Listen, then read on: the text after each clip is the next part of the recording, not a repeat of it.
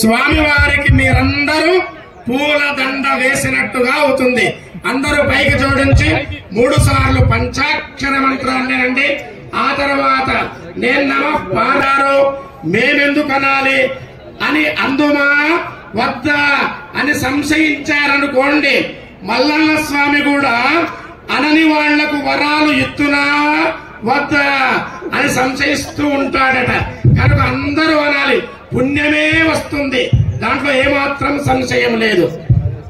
ఓం నమః శివాయ శివాయ నమః.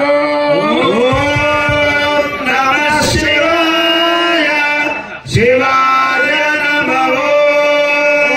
ఓం నమః శివాయ శివాయ నమః.